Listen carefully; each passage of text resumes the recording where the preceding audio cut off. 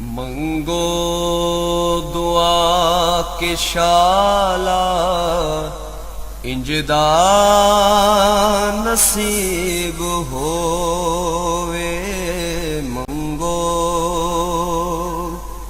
दुआ के शाला इंजदा नसीब होवे। जद आवे मौत मैनू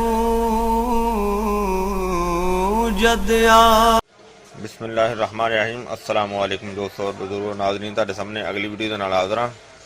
आ देख रहे हो तुसीं एक फल है, कुदरत दा दित्ता होया ये तोहफा है और वाकई बहुत ही ज़बरदस्त किस्म का तोहफा है। और जिहड़ा ये फल है इनू गरमा कहा जाता है, जिहड़ा कि जानी पहचानी चीज़ है, कोई यानी कि बड़ा ही इन छोटिया वड्डियां दी पसंद है और बड़ी ही अच्छी, बड़ी ही आला, बड़ी ज़बरदस्त किस्म की ये चीज़ है। बड़ा अच्छा फल है और यह तुसीं देख रहे हो उत्तों येलो कलर का होंदा है, पीला जिहा होंदा है, अंदरों सफ़ेद रंग का होंदा है, जिहड़ा कि खाया जाता है। इहदा छिलका उतार के इहदे अंदरों खाया जाता है और वो बड़ा ही टेस्टी मज़ेदार होंदा है। बगैर नमक तो भी खाया जाता है और नमक लगा के भी खाया जाता है। और उनके इन्ने ज़्यादा फायदे ने, इन्ने ज़्यादा फायदे ने कि बहुत ही ज़्यादा फायदे ने। और इसका सब तो ज़्यादा खाना जड़ा ना वो खाली पेट जड़ा ना वो खाना सब तो ज़्यादा इनका अफजल है, सब तो बेहतर है, सब तो अच्छा है। और इसके फायदे ये ने कि ये जनाब फौरी जड़ा ना सुकून दिंदा है। और किस तरह ये सुकून दिंदा है कि इसके खाण दे नाल, गर्मे के खाण दे नाल ये अखां नूं बेहतरीन सुकून दिंदा है। बिनाई वास्ते भी बड़ी बेहतर चीज़ है और इसका गर्मे का खाना जिहड़ा है वो दिल वास्ते भी बड़ा ज़बरदस्त है और गर्मे का खाना दिमाग वास्ते भी बहुत ही ज़बरदस्त है। और इसनूं अगर ठंडा करके खाली पेट खाया जाए तो ये ब्लड प्रेशर वास्ते भी बड़ा ही बेहतर है। इस दे नाल ब्लड प्रेशर का लेवल भी बहुत बेहतर होंदा है, यानी कि डाउन होंदा है, कम होंदा है, सुकून दिंदा है। और इस तो अलावा अगर यूरिक एसिड वाला मरीज़ जिहड़ा इसनूं इस्तेमाल करे, क्योंकि यूरिक एसिड जदों ज़्यादा हो जाता है, यूरिक एसिड की वजह के नाल बाज़ कद फिर दर्द ज़्यादा होंदी है जोड़ां ते गिट्टियां ते, और इस दे इस्तेमाल करन दे नाल उसनूं भी बेहतरीन फ़ायदा होंदा है।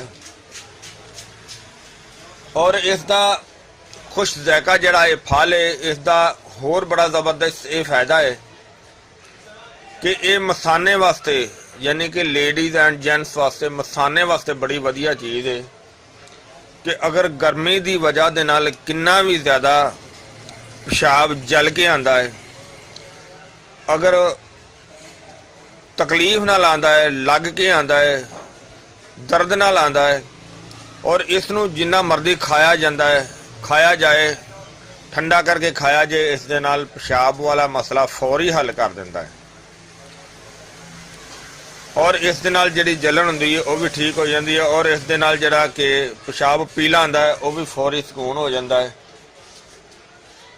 और ये ताकतवर बंदा होवे या कमज़ोर होवे, इनू सारे इस्तेमाल कर सकते हैं। बच्चा भी इस्तेमाल कर सकता है, वड्डा भी कर सकता है, बुढ़ा बंदा भी कर सकता है, लेडीज़ भी कर सकते हैं।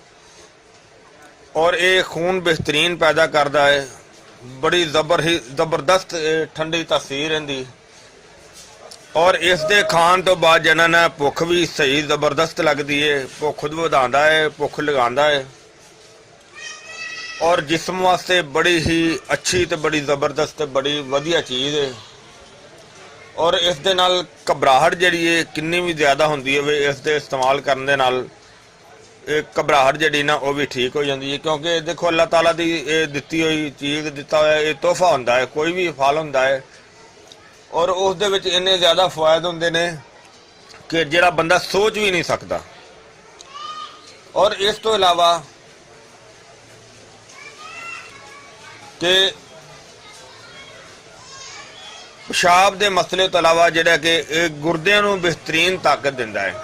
और इस दे नाल अगर गुर्दे विच पत्थरी की शिकायत होवे तो इस दे इस्तेमाल दे तरीके दे नाल वो गुर्दे की पत्थरी नूं भी तोड़दा भी है और खारिज भी करदा है।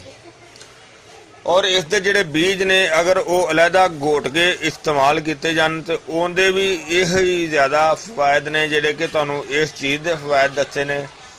ਲੇਕਿਨ ਉਹ ਗੁਰਦੇ ਦੀ ਪੱਥਰੀ ਤੋੜਨ ਦੇ ਵਿੱਚ ਉਹ ਜ਼ਿਆਦਾ ਕਿਰਦਾਰ ਉਹਨਾਂ ਦਾ ਜਿਹੜਾ ਨਾ ਉਹ ਸਾਹਮਣੇ ਆਇਆ ਹੈ।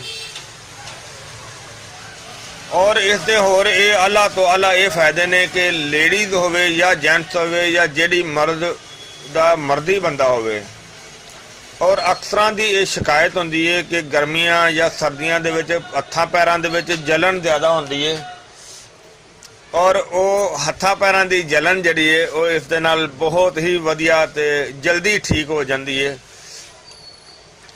ਦੇਖੋ ਅੱਲਾਹ ਤਾਲਾ ਦੀ ਜ਼ਾਤ ਨੇ ਇੱਕ ਇਹਨੂੰ ਜੜੀ ਬੂਟੀ ਵੀ ਕਹਿ ਦੇਵਾਂਗੇ ਕਿਉਂਕਿ ਇਹਦੀਆਂ ਬਿਮਾਰੀਆਂ ਦਾ ਇਲਾਜ ਹੈ, ਇਸ ਵਜ੍ਹਾ ਤੋਂ ਇਹਨੂੰ ਜੜੀ ਬੂਟੀ ਦਾ ਨਾਮ ਵੀ ਦੇ ਸਕਨੇ ਆ। ਔਰ ਇਹ ਫਲ ਤੇ ਹੈ ਹੀ ਹੈ ਜਿਹੜਾ ਤੁਸੀਂ ਦੇਖ ਰਹੇ ਹੋ ਕਿ ਅੱਲਾਹ ਤਾਲਾ ਦੀ ਜ਼ਾਤ ਨੇ ਇਹ ਬਣਾਇਆ ਸਾਡੇ ਵਾਸਤੇ, ਬਲਕਿ ਹਰ ਮੁਸਲਮਾਨ ਵਾਸਤੇ ਵੀ ਹੈ, ਹਰ ਇੱਕ ਵਾਸਤੇ ਵੀ ਹੈ, ਜਿਹਨੂੰ ਵੀ ਅੱਲਾਹ ਤਾਲਾ ਨੇ ਪੈਦਾ ਕੀਤਾ ਉਸ ਦੇ ਵਾਸਤੇ ਹੀ ਇਹ ਬੜੀ ਅੱਛੀ ਚੀਜ਼ ਹੈ।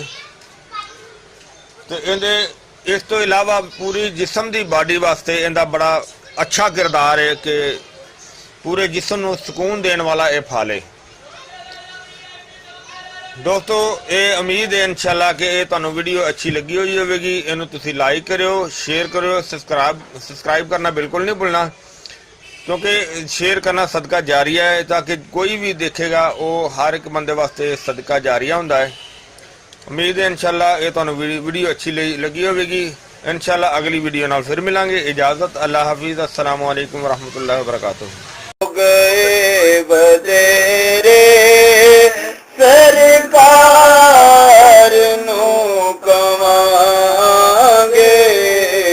गम हो गए बदेरे सरकार नू कवांगे,